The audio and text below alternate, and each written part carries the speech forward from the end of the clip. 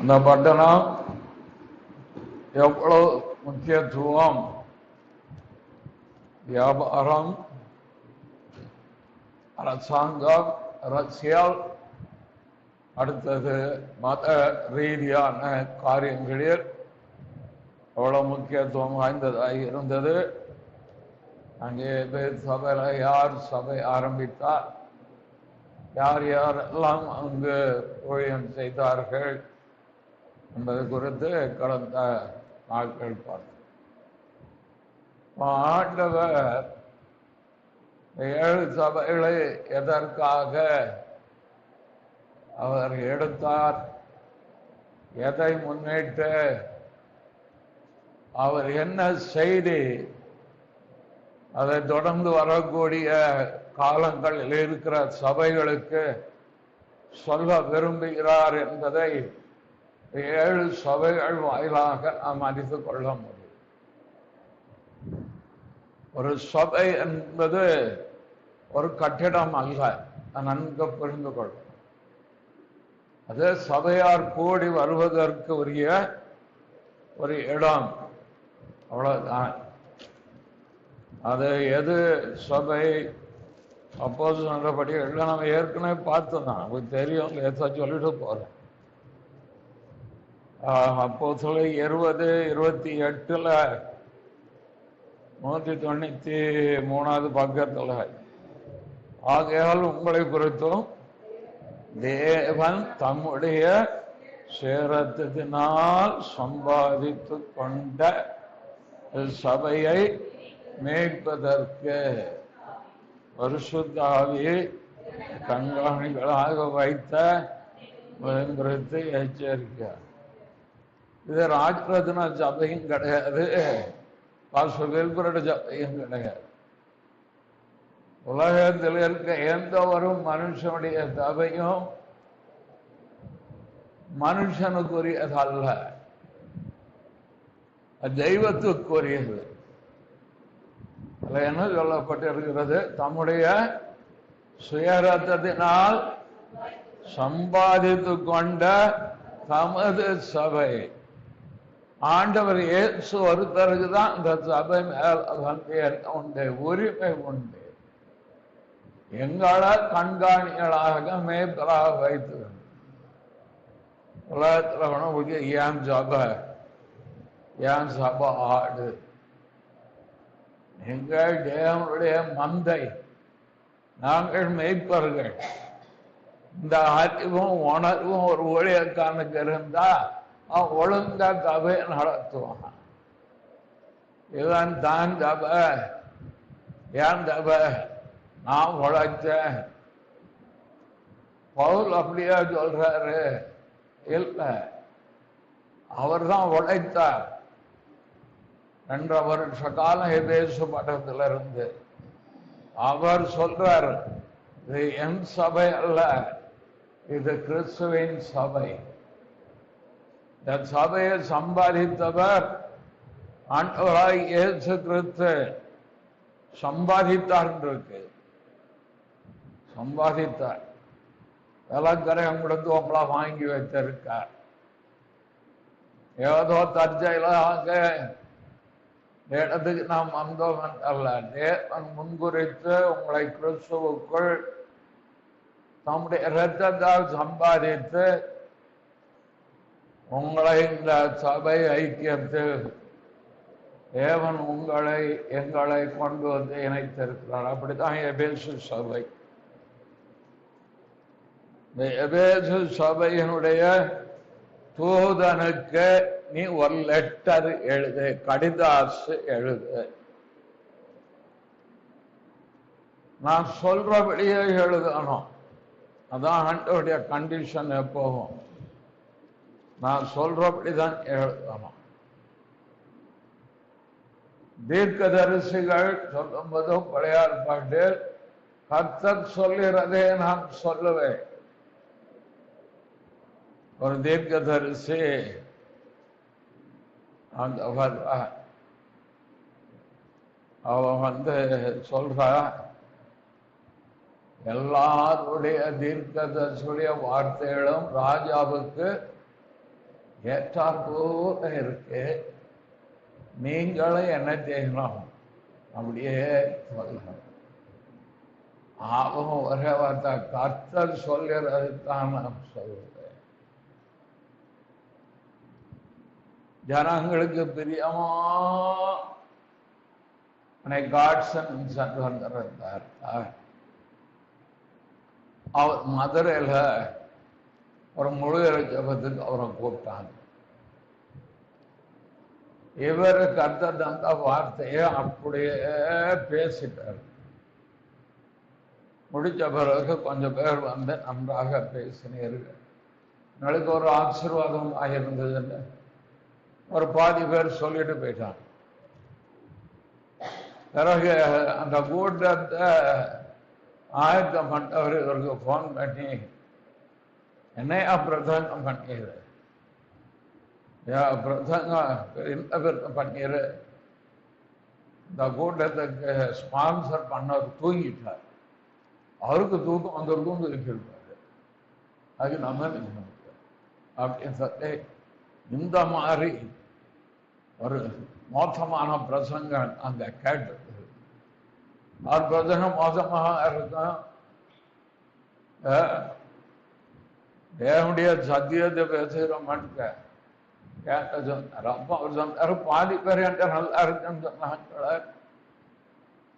ஜனங்கள் என்ன நினைக்கிறாங்கன்னா அவங்களுக்கு ஏத்தாப்புல தாலாட்டி பிரசங்கம். தேவன் சொல்லுகிறதை சொல்வதுதான் ஒரு ஊழியக்காண்டிய வேலை. சொல்ற விதத்துல சொல்லணும், அவ்வளவுதான். அதோ ஒரு பாலிஷா சரியான முறையில் எடுத்துக்காட்டுகள் எடுத்து ஓமானங்கள் சொல்லி அதை எடுத்து ஆண்டவருடைய பிள்ளைகளுக்கு தாயானவர் ஊட்டுற மாதிரி ஊட்டி விடு. ஆனா தேவன் சொல்கிறது தான் சொல்ற. இதான் இவர் சொல்றாரு, எபேசு தூதனுக்கு எழுத வேண்டியது என்னன்னு ஆரம்பிச்சிட்டார். ஏன் எபேசு சபையை முதன்மைப்படுத்தினார் என்பதற்கு நான் ஏற்கனவே வழக்கங்கள் சொல்லிட்டேன். இப்போ எபேசு சபைக்கு என்ன எழுதுறாரு? முதலாவது தன்னை அறிமுகப்படுத்துகிறார். கர்த்தர் எப்போதும் தன்னை அறிமுகப்படுத்துவார், தன்னை வெளிப்படுத்தி கொடுப்பார். யாக்கோபு வீட்டை விட்டு சீரியா தேசத்துக்கு பயணப்பட்டு போறார். ஆனாங்கிறதுல போய் நம்மள மாதிரி பட்டு மெத்தட்ல ஒரு கல்லை எடுத்து தலைவணிக்கு வச்சுட்டு அவர் படுத்துட்டார். அங்க இரவுல ஒரு தரிசனம் அவருக்கு வருது. அதுல ஆண்டவர் தன்னை யார் என்று அவர் அறிமுகப்படுத்துறார். தன்னை யார் என்று எப்படி அறிமுகப்படுத்துறாரு? நமக்கு தெரிஞ்ச பகுதி தான். அதிகாரம் 28:13. அதற்கு மேலாக கர்த்தர் நின்று, நான் உன் தகப்பனாகிய ஆபிரகாமின் தேவனும் ஈசாக்கின் தேவனுமாகிய கர்த்தர். அவர் சொல்றார் பாருங்க, என்ன அழகாக அவர் சொல்றார். இதே மாதிரி எபேசு சபைக்கு அவர் தன்னை அறிமுகப்படுத்துகிறார். இன்னால சவுக்கெடுத்து அடிக்காரு, அது வேற விஷயம். ஆனா முதல்ல தன்னை அறிமுகப்படுத்துகிறார். இரண்டாவது சபை நல்ல காரியங்களை பாராட்டுகிறார். மூன்றாவது சபை இருக்கிற நிலைமையுடைய தரத்தை வெளிப்படுத்தி கொடுக்கிறார். நான்காவது அந்த சபைக்கு வைத்திருக்கக்கூடிய ஆவிக்குரிய ஆசீர்வாதத்தையும் அவர் எடுத்து சொல்லுகிறார்.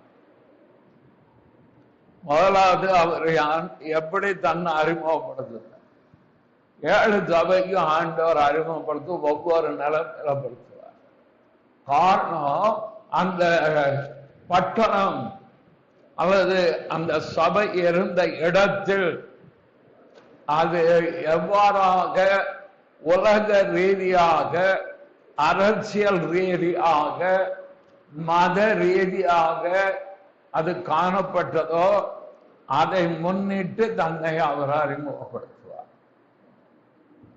அப்படிதான் எபேசுக்கு அவர் அறிமுகப்படுத்துறார். எப்படி அறிமுகப்படுத்துறார்?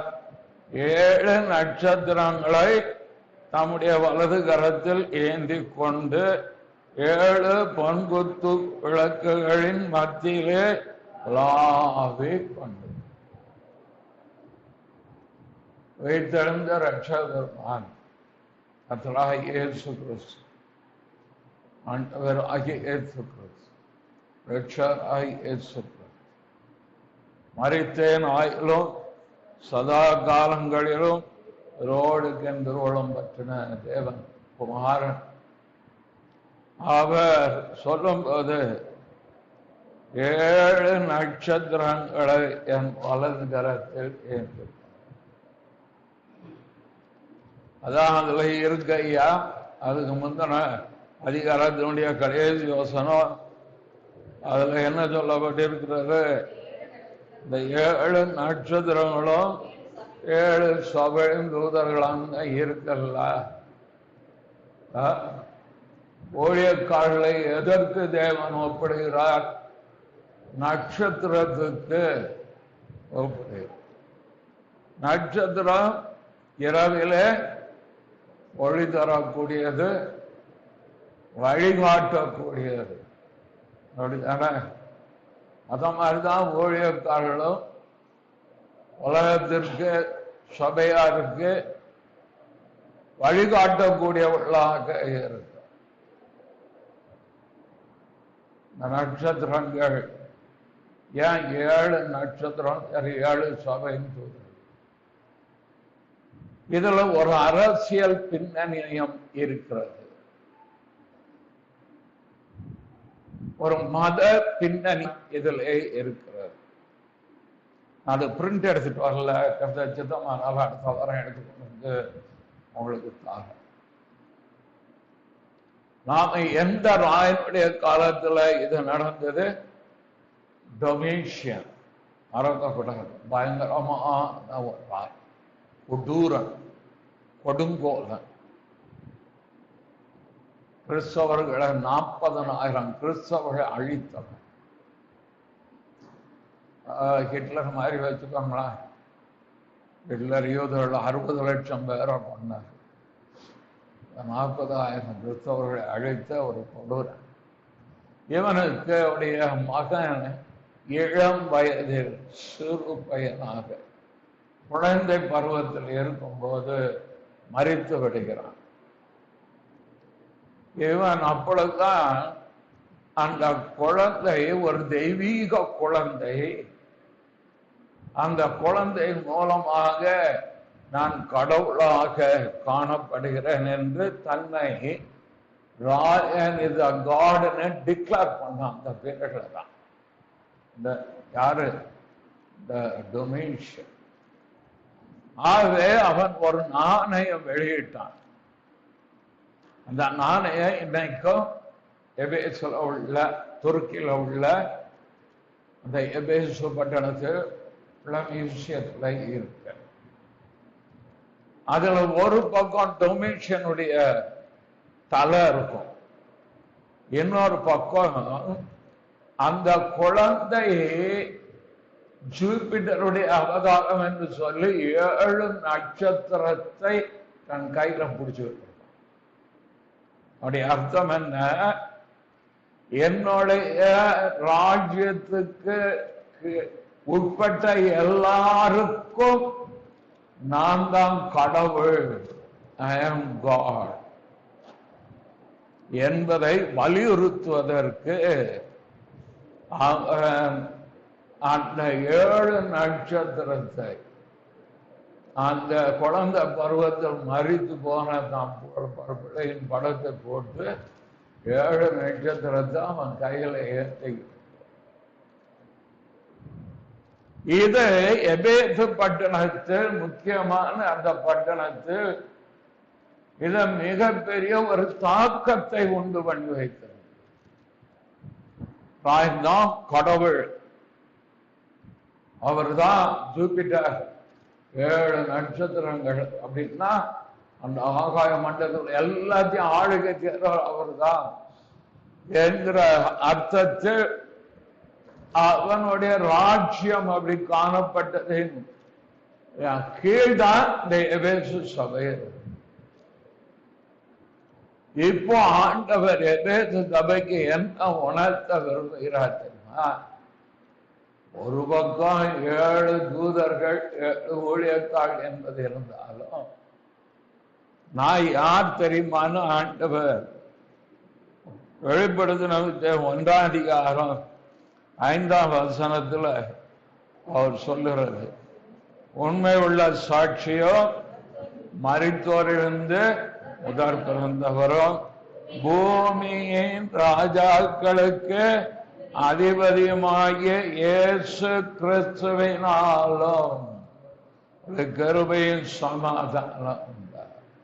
ராயன் அல்ல ராஜா, அவன் அல்ல அதிபதி, நான் தான் பூமியின் ராஜாக்களுக்கு அதிபதி என்பதை ஆண்டவர் உணர்த்தும்படி தேவேது தவை சொல்றார். 7 நட்சத்திரங்களை நான் கரத்தில்,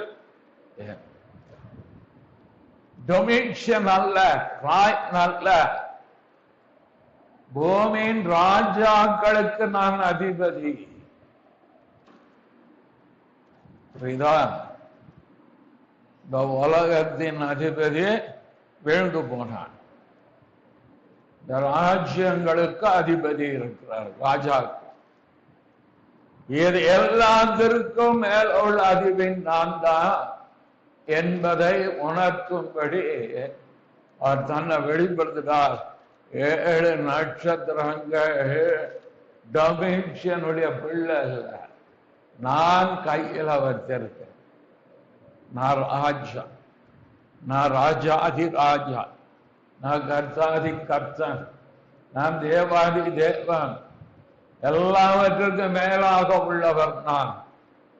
நானே ஆளுகை செய்கிறவர், நானே வணங்கப்படத்தக்கவர், நானே பணிந்து கொள்ளப்படத்தக்கவர், நானே, என்னாலே தான் பூமியின் ராஜாக்கள் ஆளுகிறார்கள். ராஜாக்களை தள்ளி ராஜாக்களை ஏற்படுத்துகிறது. எனக்கு சித்தமானவனுக்கு கொடுக்கிறவரும் நான் தான். டொமிஷனை வச்சதே நான் தான். அதனால நீ என்ன செய்ய வேண்டாம், ராயனுக்கு பயப்பட வேண்டாங்கிறது தான் அதுல உணர்த்தும்படி அவர் சொல்றார். எபேசு சபையே, மிகுந்த உபத்திரத்துக்குள்ள நீ போற, ஆனா நான் ஆளுகை செய்கிறேன். உலகத்தின் ராஜாக்களுக்கு அதிபதி நான் தான் ஐயா, இயேசு கிறிஸ்து தான். அதனாலதான் சாத்ராக், மேஷாக், ஆபேத்நேகோ 3 பேரும் சொல்றாங்க,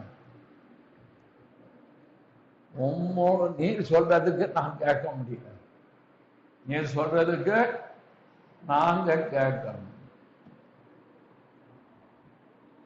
நாம் மனுஷனுடைய கட்டளை எல்லாவற்றிற்கும் கர்த்தருக்குள் கீழ்ப்படிங்க.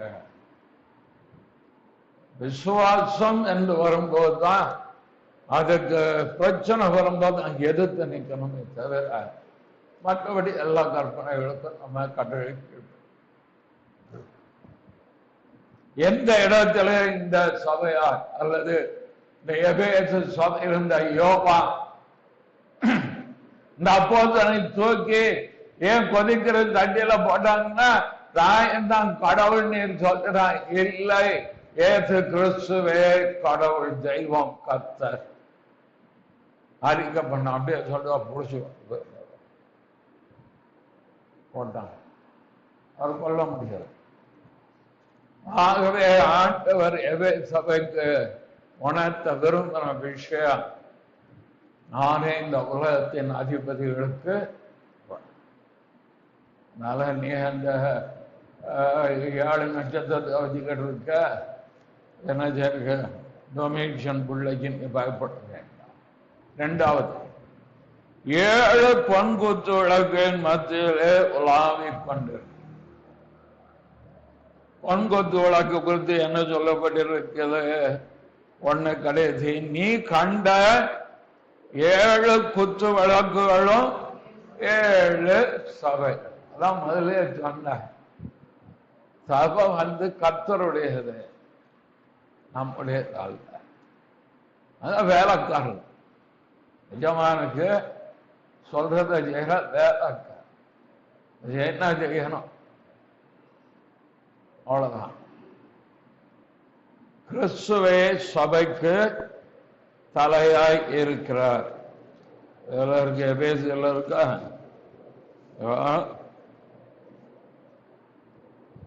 எபேசன இதுல வருது 5ஆம் அதிகாரம் 23. கிறிஸ்து சபைக்கு தலையாய் இருக்கிறதே போல. ஐயா, சபைக்கு தலை கிறிஸ்து தான். நாம அபயங்கள், அவ்வளவுதான். அதுக்குதான் அவர் சொன்னார் 7 பொன் குத்து விளக்குகள். அந்த சபைக்கு எல்லாமே தலை நான் தான். நாம் தான். நான் சொல்றபடி செய் என்கிறது போல ஆண்டவர் இந்த இடத்துல சொல். பிரச்சனை எங்க உருவாகும் தெரியுமா?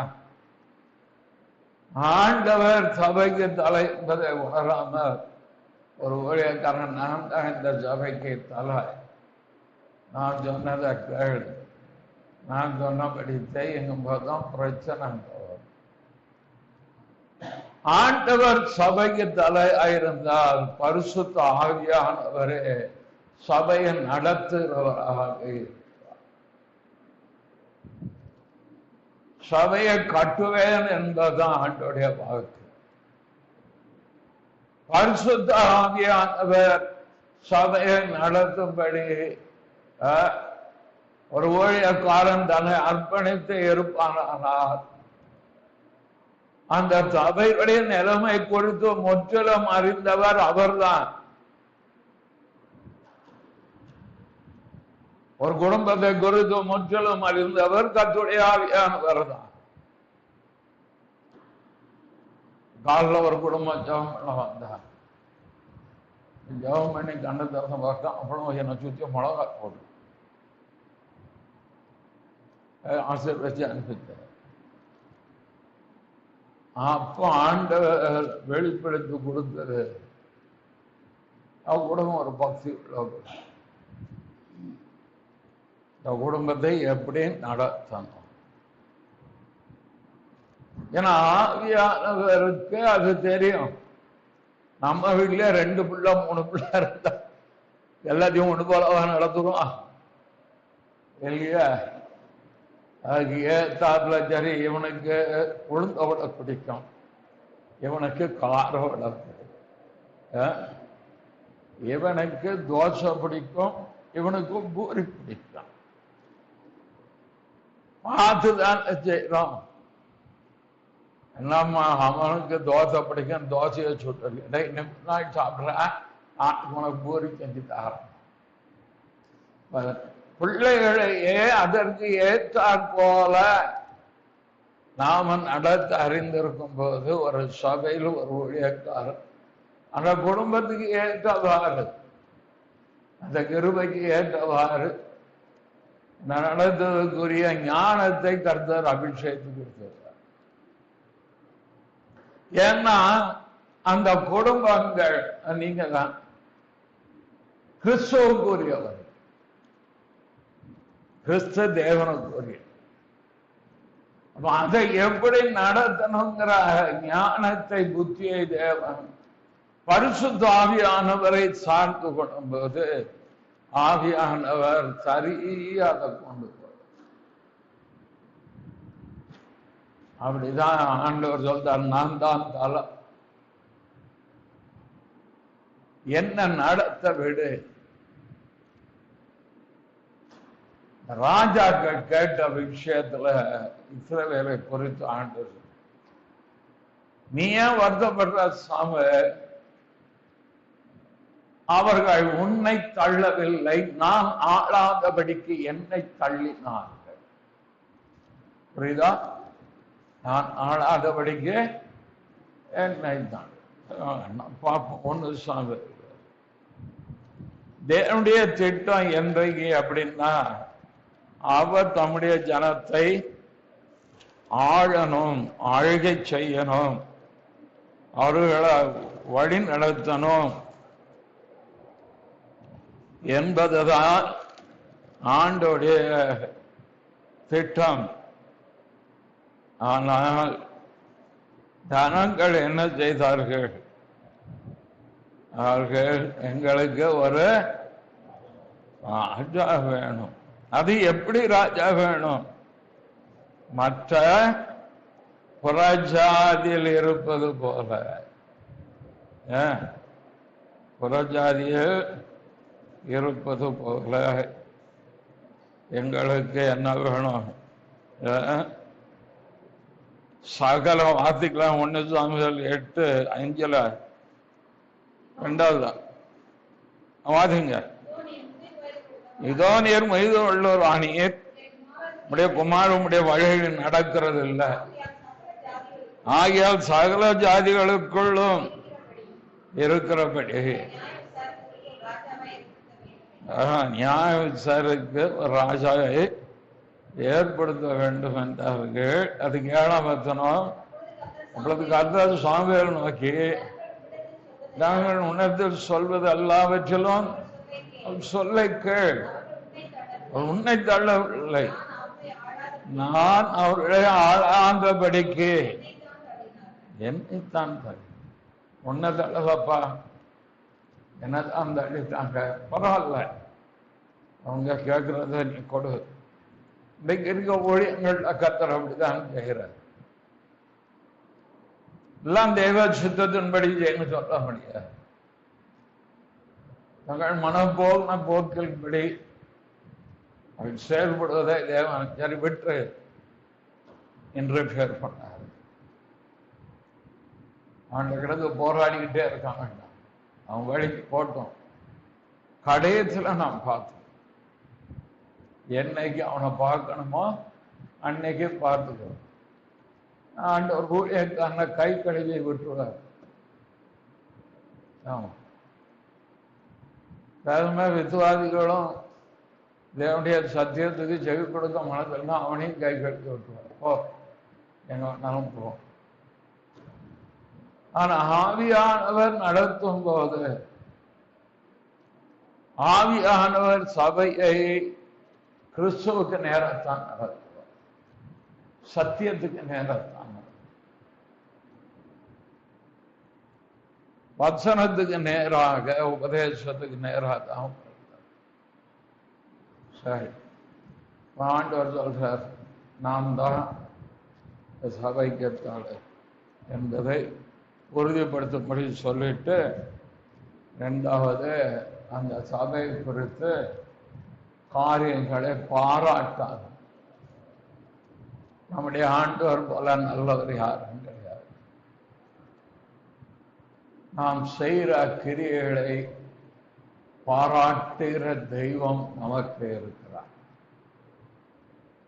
புத்தம் உண்மையான ஊழியக்காரனே, நீ கொஞ்சத்தில் உண்மையாக இருந்தாய், நீ அநேகத்தின் மேல் அதிகம். சிலருக்கு பாராட்டுறதுக்கே வர, குற்றம் சொல்றதுக்கு மட்டும் ஒருவர் இப்படி சொன்னார், ஒரு மனுஷனுடைய நற்காரியத்தை பாராட்ட உங்களுக்கு மனதில்லை என்றால் அவன் செய்த தவறை, குற்றத்தை சுட்டி காட்ட உங்களுக்கு தவறு. அவர் எப்படி பாராட்டுறார்? உன் கிரியைகளையும் உன் பிரயாசத்தையும் உன் பொறுமையையும் நீ பொல்லாதவளை சகிக்க கூடாமல் இருக்கிறதையும், அப்போ சொல்லாதவர்கள் தங்களை அப்போது என்று சொல்கிறதை நீ சோதித்து அவர்களை பொய்யரென்று கண்டறிந்ததையும், நீ சகித்து கொண்டிருக்கிறதையும் பொறுமையாய் இருக்கிறதையும், என் நாமத்தின் நிமித்தம் இழைப்படையாமல் பிரயாசப்பட்டதையும் அறிந்த.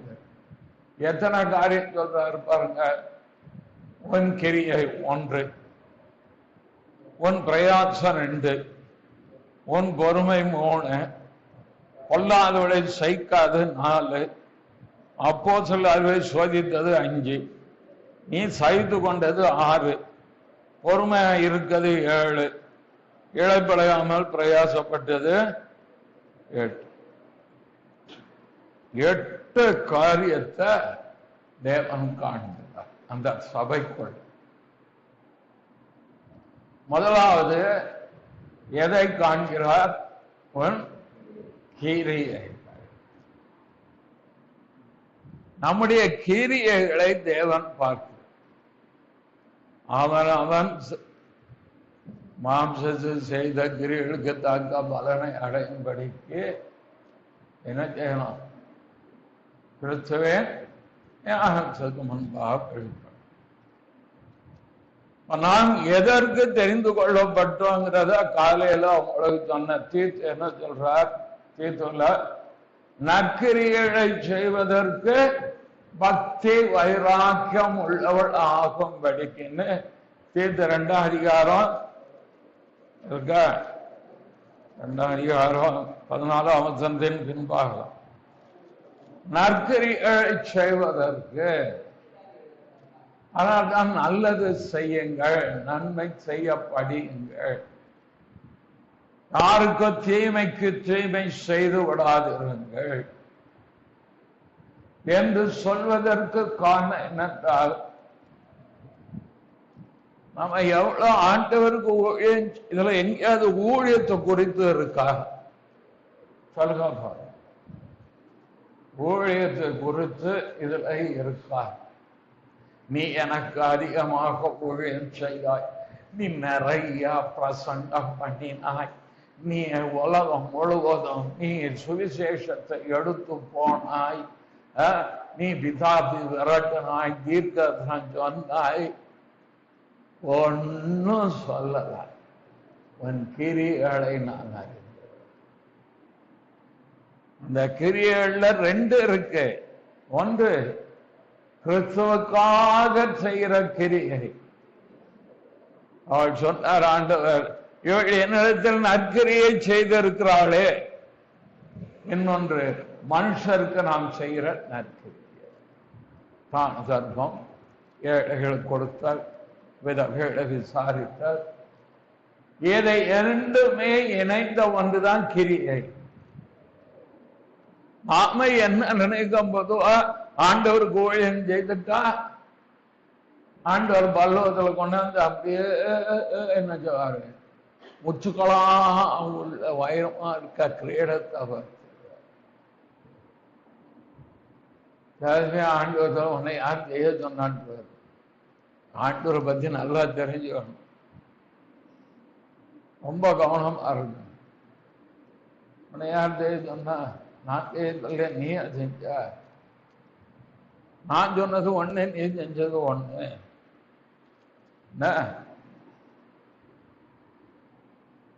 நீ உன் இஷ்டத்துக்கு செய்த அப்படிங்குவாரு. அதெல்லாம் கவனமா இருக்க வேண்டியது.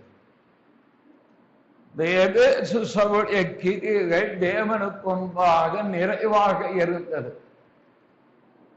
அதான் அதுல உள்ள அர்த்தம். அவர்கள் தங்கள் கிரியைகளிலே அவர்கள் கவனமாக இருந்திருக்கிறார்கள். நற்கிரியை செய்வதாக இருந்தாலும் சரி, அல்ல தேவனுக்கு அடுத்த கிரியைகளில், அதாவது சோர்ந்து போகாமல் நற்கிரியை செய்து கனத்தையும் மகிமையும் தேடுகளுக்கு நித்திய ஜீவனை கொடுப்பார் என்று இருக்கிறது அல்லவா.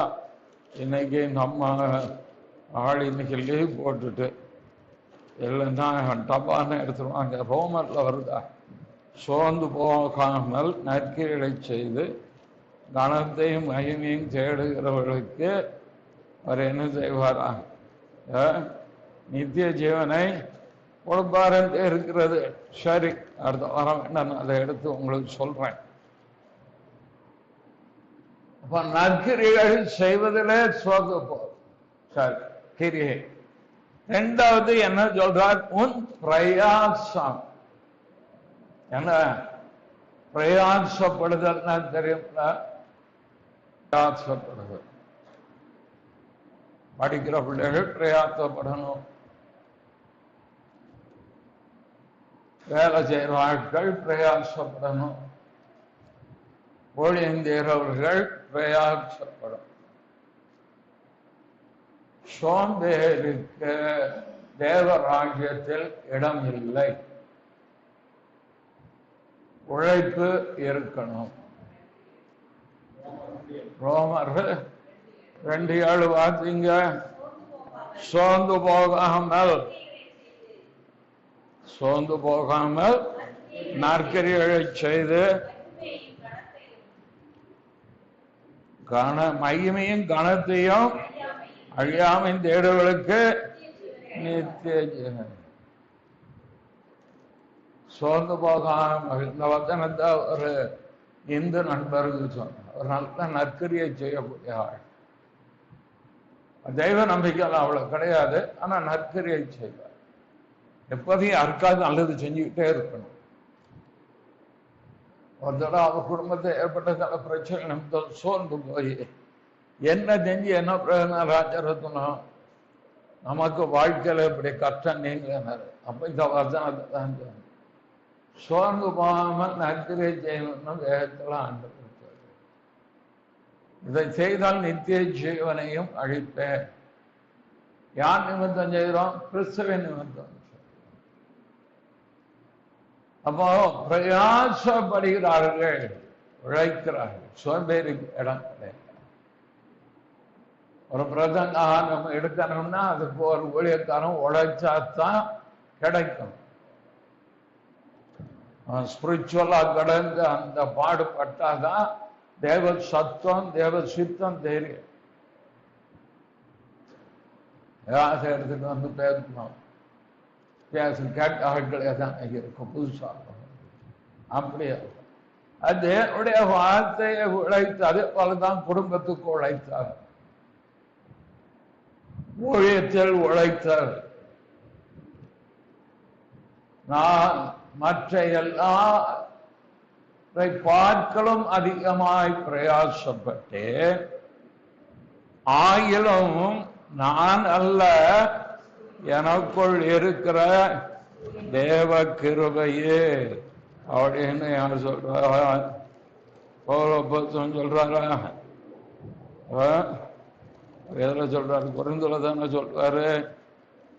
எல்லாரை பார்க்கலும் அதிகமாய் நான் பிரயாசப்பட்டேன்,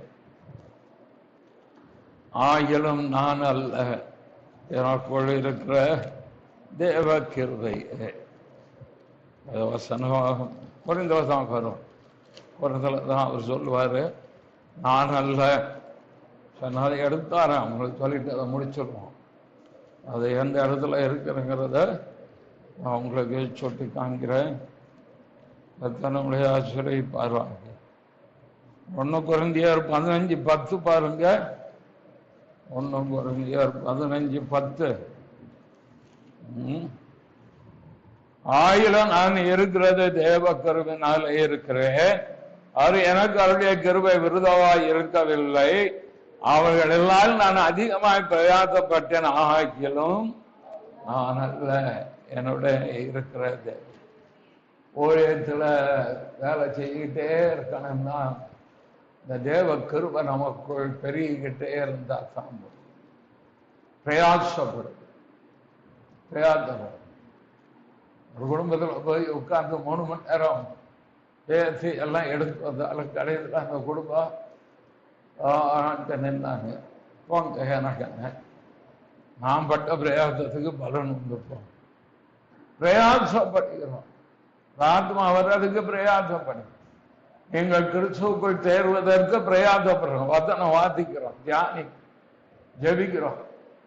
எது பேசும் ராஜா, நீர் தான் பேசணும், நீர் தான் ஜனத்துக்குரிய இதை எடுத்து சொல்லணும், சத்தியத்தை வெளிப்படுத்தி தாரணும். ஆண்டவர் எடுத்ததை சொல்லி எதற்கு உங்கள் விசுவாசம் பலப்பட, நீங்கள் தேவனை அறிகிற அறிவியல வளர, உங்கள் குடும்பம் நல்லா இருக்க, தேவ பக்தியில விருத்தி அடைய. அப்ப இவருடைய பிரயாசம் தேவன் அதை அங்கீகரித்ததாக அது காணப்பட்டது. அடுத்தது உன் பொறுமை. ரொம்ப டேஞ்சரா இருக்கு. பொறுமை எந்த கடையில வாங்கலாம், இங்க குசுராவாத கிடைக்கும். பொறுமைங்கிறது ஒரே நாள்ல வராது சார். குணம் வந்து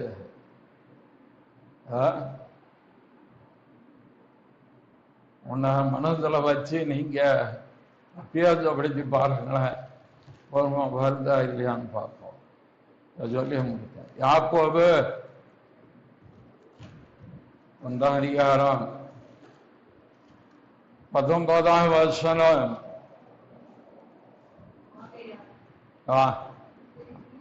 என் பிரியமான சகோதரரே, யாவரும் கேட்கிறதுக்கு தீவிரமாக, பேசுகிறதுக்கு பொறுமையாக, கோபிக்கிறது தான்.